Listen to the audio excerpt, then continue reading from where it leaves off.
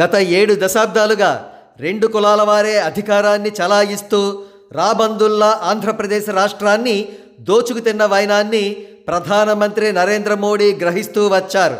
రాష్ట్రంలోని బడుగు బలహీన వర్గాల వారికి, ఆర్థికంగా వెనుకబడిన వారు, అత్యధిక సంఖ్యాకులున్న కాపులు మొదలైన వారికి రాజ్యాధికారం దక్కించడానికి ఇదే సరైన తరుణమని నరేంద్ర మోడీ యోచిస్తున్నారు. అందుకే జనసేనాని పవన్ కళ్యాణ్ గారిని ఎన్డీఏలో భాగస్వామిగా చేసుకున్నారు.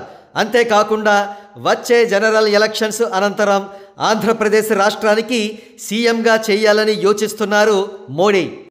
కాగా జనసేన బీజేపీ పార్టీల కూటమికి స్వంతంగా ప్రభుత్వాన్ని ఏర్పాటు చేసే బలం పూర్తి స్థాయిలో లేదు కాబట్టే తప్పనిసరి పరిస్థితుల్లో టీడీపీని కూడా పొత్తులో భాగస్వామిగా కలుపుకుంటున్నారు జనసేన మరియు బీజేపీ పార్టీలు.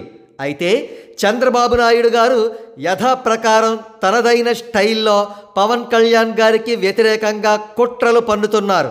ఆ కుట్రల్లో భాగంగానే తన yellow news papers, yellow electronic media channels మరియు ఎల్లో యూట్యూబ్ ఛానల్స్ ద్వారా జనసేనకు 25 ఎమ్మెల్యే సీట్లు, 30 ఎమ్మెల్యే సీట్లు అంటూ దుష్ప్రచారం చేయిస్తున్నారు.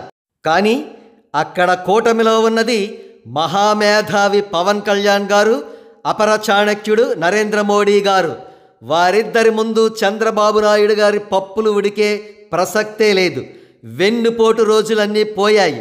ప్రస్తుతం చంద్రబాబు నాయుడు గారు జైలు నుండి బెయిల్పై అనారోగ్య కారణాల వల్ల బయటకు వచ్చిన ఒక నిందితుడు. ఆయనకు సీఎం అయ్యే అర్హత కూడా లేదు. అందుకే ఏ విధంగా చూసినా కూడా పవన్ కళ్యాణ్ గారే పొత్తు ధర్మంలో భాగంగా 5 ఇయర్స్ టెన్యూర్లో మొదటి విడత సీఎంగా 2 లేదా 2.5 సంవత్సరాల పాటు సీఎం కాబోతున్నారు. అందుకు అనుగుణంగానే జనసేన మరియు బీజేపీలు ఎమ్మెల్యే సీట్లు దక్కించుకోబోతున్నాయి.